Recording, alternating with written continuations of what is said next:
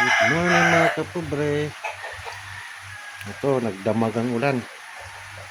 Buti na lang pala hindi ako nakapunta kagabi. Grabing ulan. Hindi naman malakas pero tuloy-tuloy. Ayan o, yung laot namin. Madilim. Madilim sa laot.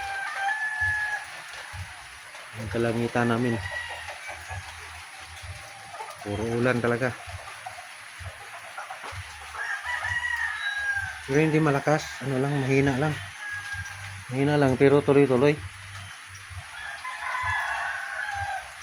Kung nakapunta ako kagabi, ako, lalo sumakit itong baywang ko. Masakit, medyo masakit-sakit pa itong baywang ko sa ano. Doon ito kuha ko sa magdamag ako nakasuot ng raincoat. Tapos yung pawis ko, yun, naliligo ako sa pawis. Ito yung harap ng bahay ko mga kapobre. Dami kong malunggay, hindi man magulay-gulayan. Ito yung harap ng bahay ko. Wala lang maasikaso. Yan. Dalawang puno na dragon fruit sa harap. Tapos malunggay na naman. Dami kong malunggay. Yan, hindi man magulay-gulayan. Ano? Malunggay. Ito pa, malunggay. Puno ako ng langka dyan. May bunga na rin. Ito, 2 linggo na ito mahigit yung bulaklak na to. Hindi pa nalanta.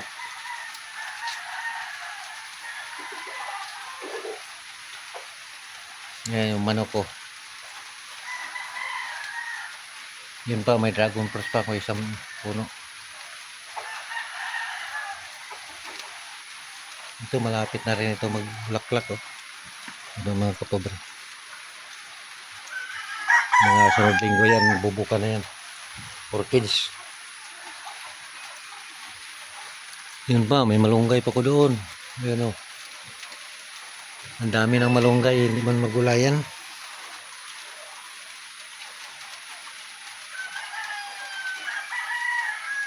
Ito yung pinakamataba malunggay. Bago kasing pinutulan yan.